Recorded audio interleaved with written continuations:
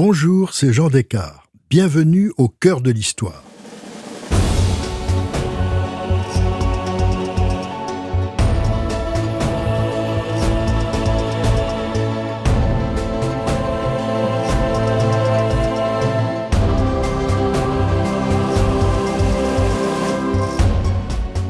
Aujourd'hui, je vous raconte le destin d'une femme à la beauté légendaire qui réussit à être la maîtresse du futur roi Henri II et à rester plus tard la favorite acceptée par la reine Catherine de Médicis. Une rivale qui incarne un magnifique exemple du pouvoir féminin au XVIe siècle. Seconde partie, la maîtresse du roi.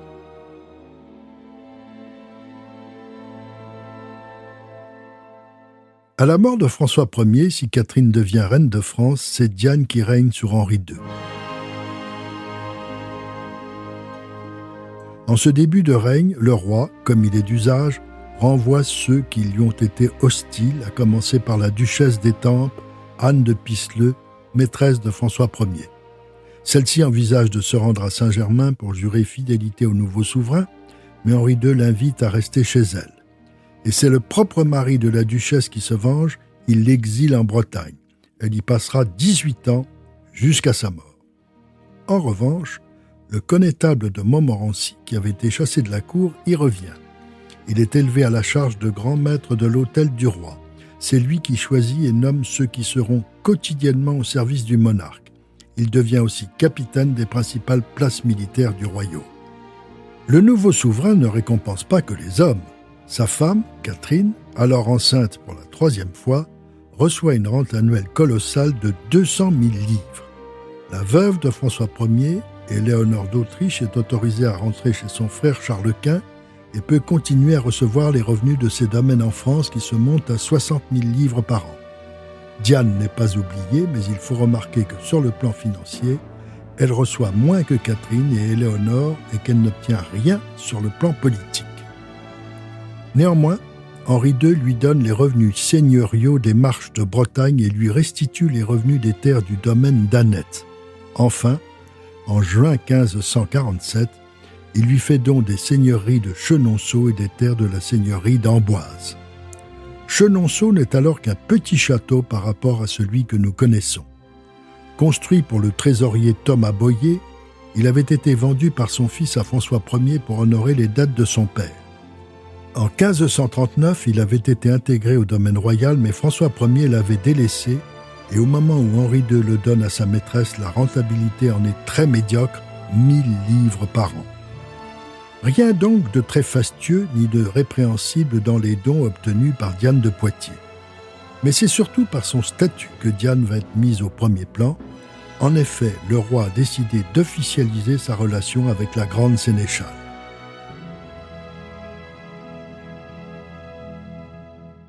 Trois semaines après la mort du roi, le 25 juillet 1547, Henri II est sacré à Reims.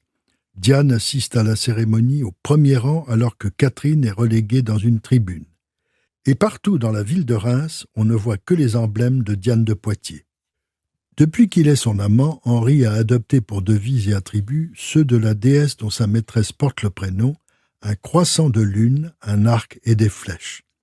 Il a aussi choisi pour couleur celle que Diane avait adoptée depuis son veuvage, le noir et le blanc.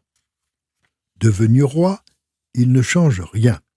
Plus encore, il invente son chiffre, un H majuscule auquel il ajoute 2 croissants de lune opposés l'un à l'autre contre les barres verticales de la lettre H qui formaient 2 D. D pour Diane, évidemment. Pour sauver l'honneur, on pouvait penser que les croissants de lune formaient aussi le C de Catherine, son épouse. Une étrange association à 3 que le roi affirme au reste du monde.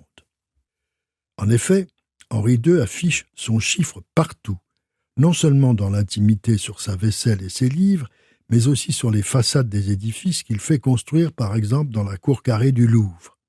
Non seulement les initiales de sa maîtresse étaient exposées partout, mais ses nombreux portraits ornaient les murs de toutes les demeures royales. Ainsi, la salle de bal de Fontainebleau devient un hymne à la gloire de la belle Diane.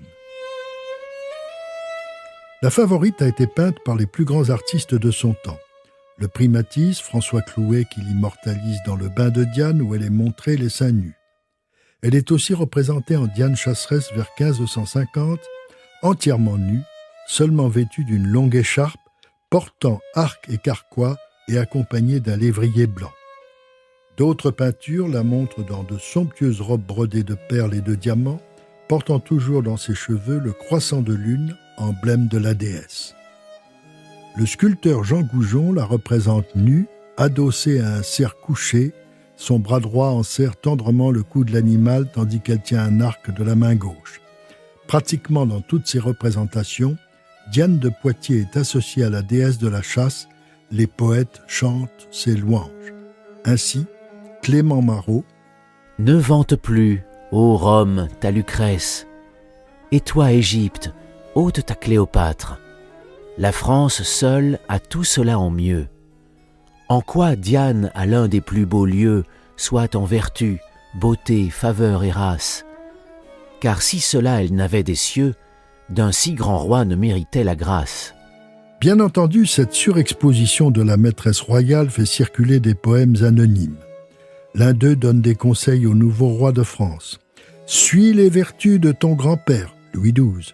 Suis les mérites de ta bonne mère, Claude de France. Ôte-toi de ta vieille ère, évidemment Diane de Poitiers. »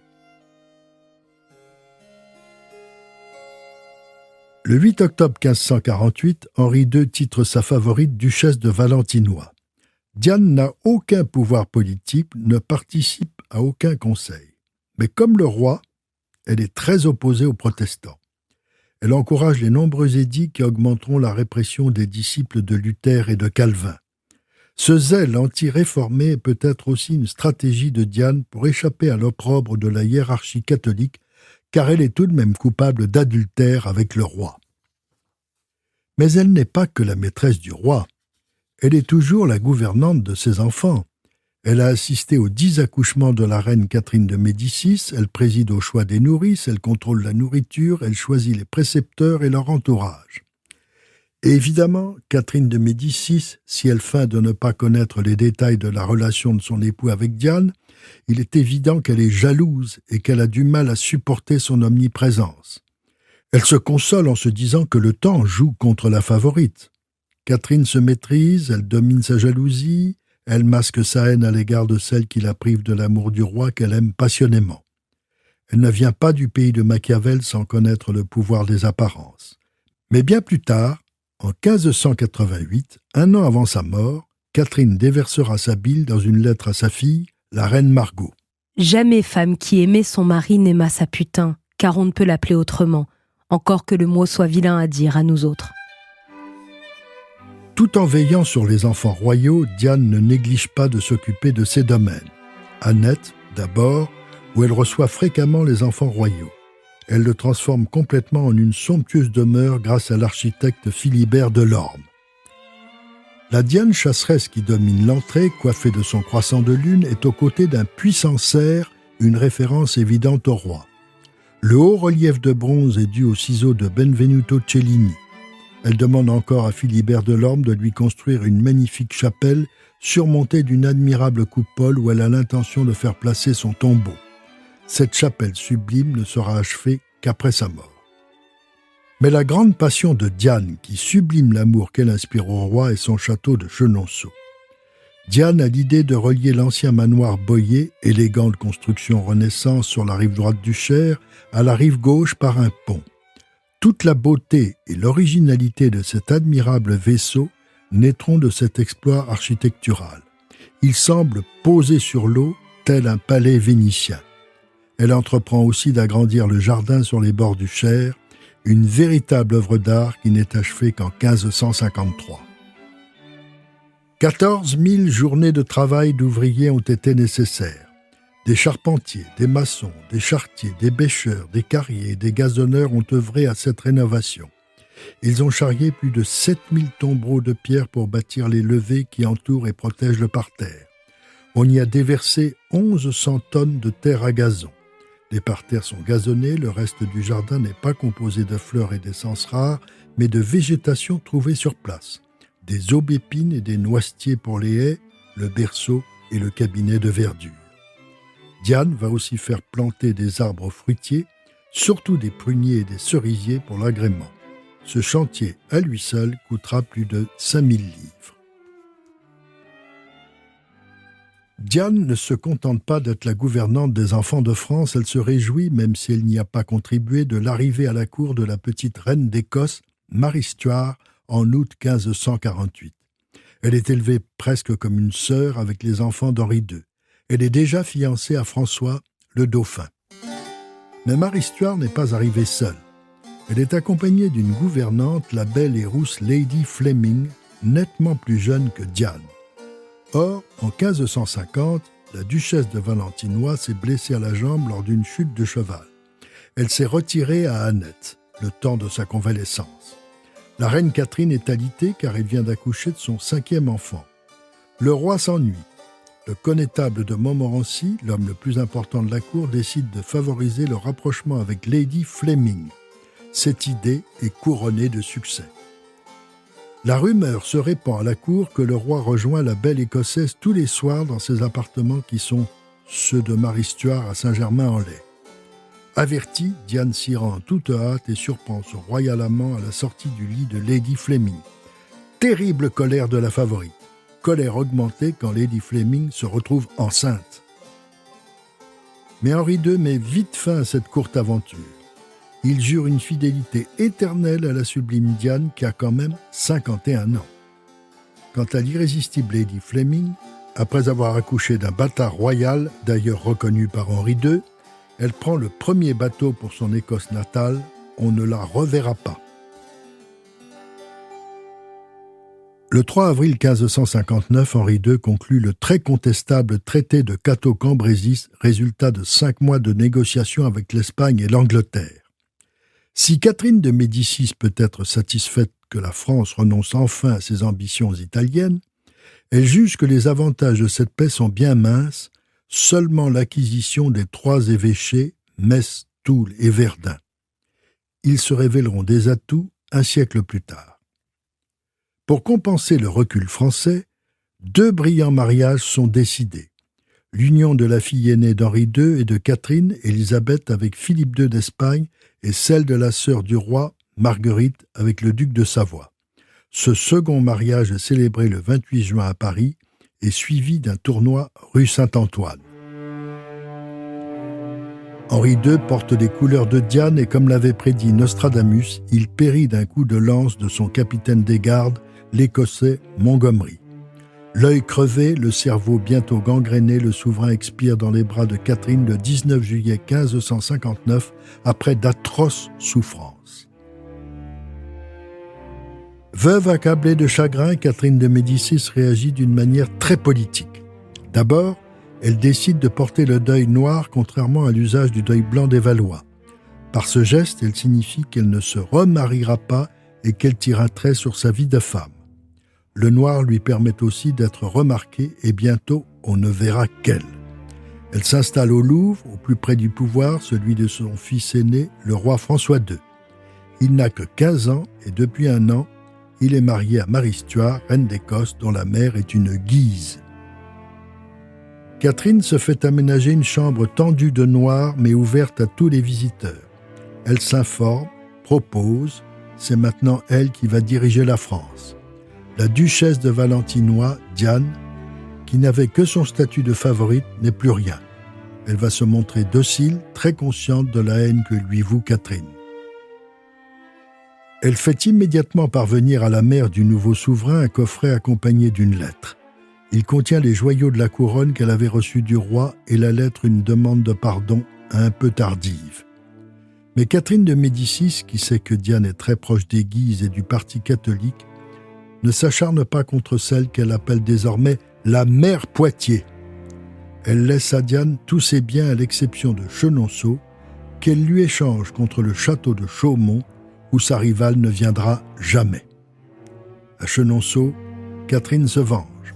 Elle l'embellit en ajoutant une magnifique galerie sur le pont construit par Diane et invente un nouveau jardin, le sien, face à celui de la favorite.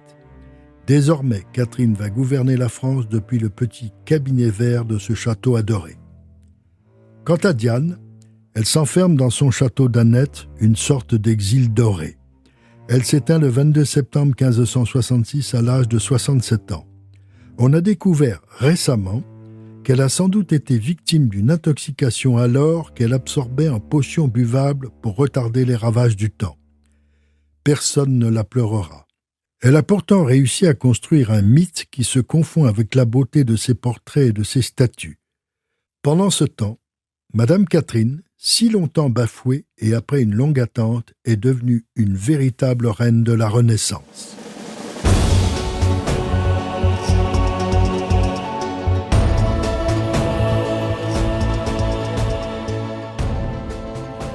Si cette plongée dans l'histoire vous a plu, n'hésitez pas à en parler autour de vous et à me laisser vos commentaires sur le groupe Facebook de l'émission. Je vous dis à bientôt pour un nouvel épisode de Au cœur de l'histoire. Au cœur de l'histoire est un podcast Europe 1 Studio. Il est écrit et présenté par Jean Descartes. Cet épisode a été réalisé par Jean-François Bussière. Pour ne rater aucun épisode, abonnez-vous sur Apple Podcast ou vos plateformes habituelles d'écoute. Ressources bibliographiques. Diane de Poitiers par Didier Le Fur, édition Perrin, 2017. Henri II par Yvan Cloulas, édition Fayard, 1985. La saga des favorites par Jean Descartes, édition Perrin, 2013. Des couples tragiques de l'histoire par Jean Descartes, édition Perrin, 2020.